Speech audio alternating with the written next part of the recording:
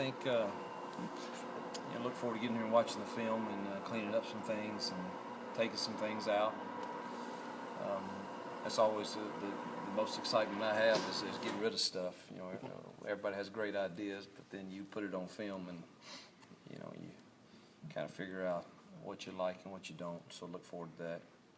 Kids had good attitudes and got to clean up a few things as always, but real pleased with their preparation thus far and the way they're handling.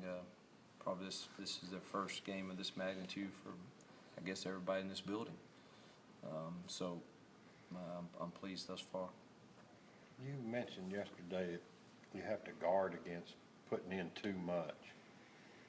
Why is there a temptation there? I mean, well, there's a temptation of that every week. Is there? Well, yeah, you watch so much film, and you watch 500 snaps of a team, and throughout that 500 snaps, the chances are somebody got something right, and if it looks good, you want to try it, or you think, but you got to get them to play the same defense they did against that play, and we as coaches sometimes think a little too much of ourselves and think we can get that look, and do it. So you got to work it during the week, and then you work it, and you get back in tonight and say, no, that ain't flying. So, but that it's that, and then we got a lot of good ideas of stuff we already do, but you can't get to it all.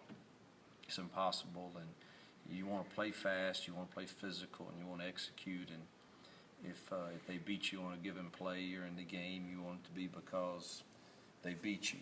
And then schematically, we weren't confused and weren't doing something properly that wasn't good against their looks. So, Coach, how many plays do you think would be ideally to run in a game offensively? I always like to be in the 80s. We've gotten higher than that before, but there's some give and take to that. You certainly don't want your defense on the field. If you're going 90-something plays and they're quick drives, you don't want them having to defend a team like Alabama any more than they have to. So there's some give and take with that. We really hadn't gone fast this year too much, and we had two games where we really definitely quit going even our middle tempo in the third quarter. So I'm not sure exactly what we're averaging right now, but I bet it's probably around 80 or so. How much has Simquest been able to do this week? He went today, so I did not see all their team stuff. I know he went through the endo periods and he was going to try it today, but we weren't going to push him too hard. But he'll try to go.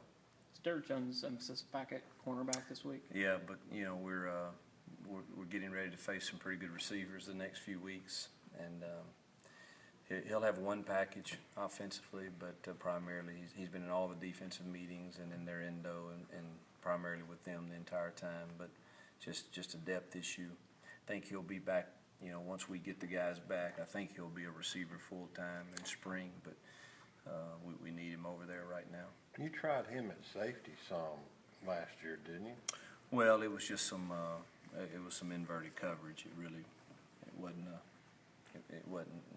a safety. It was more just we played some invert stuff, and that LSU game is probably what you're referring to. But he was still that was our corners that were learning that.